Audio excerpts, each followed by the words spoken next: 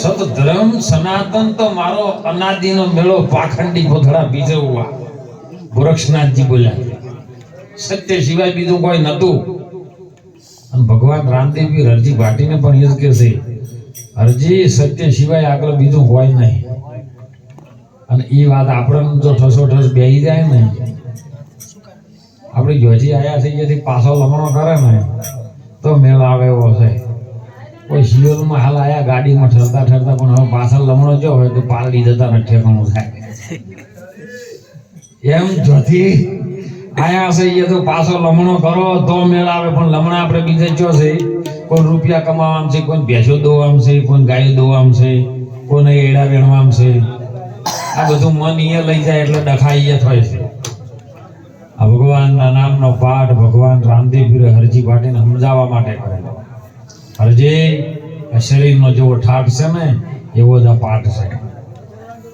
ધર્મના 4 પાયા છે, એમ આપણા 4 છે, નામ રૂપ ને ગુણ ને ચોથું પદ. એ પદ છે હો, પરમેશ્વર નહીં. એમ તારા ધર્મના પાયા છે ને આ શરીરનો પાઠ છે, ઠાઠ છે. બધા ચોખાની બધું નાખ્યું ને બધું તારા મંડળ છે. આ ગગનમાં જેમ ચમકી રહ્યું એમ 2 કુંભ છે ને, તમારા શ્વાસ આવન જવાનું છે. વચ્ચે વચ્ચે જ્યોત થાય છે ને, આત્મરૂપી જ્યોતમાંથી પ્રગટ થાય તો, અને વચ્ચે આવે યુરપ. આ તો આડાવળી જ્યોતો પ્રગટાવે. વચલી જ્યોત ચાલુ થાય ને તો તમારી ખરી એમ, અને ખરી થઈ જાય પછી કોઈ તોડવા વાળો નથી એમ. પાછો એક વખત ભૂલી ચૂકી થઈ જાય ને પછી જોખે કદી ન પડે. એવો મહિમા રામદેવ આપણને સમજાવે.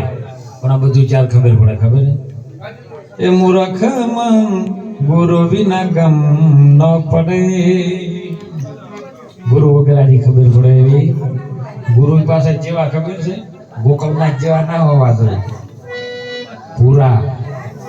પૂરા ગુરુ મેલી આયા મેં તો તબ જાનું પૂરા ગુરુ મેલી આયા. પૂરા ગુરુ મળી ગયો ને તમને તમારી ઓળખાણ કરી દે. પછી બધું વરરાજો ઘેર પાણી આવે ને એટલે જોઈને પછી ચોકી પડી જાય. પછી વગાડી ન કરવાનું. અને એટલે મહાપુરુષો સંતો કહે છે હો, કારણ કે સચિન તો ઘણું થઈ જાય છે આપણી વાણી.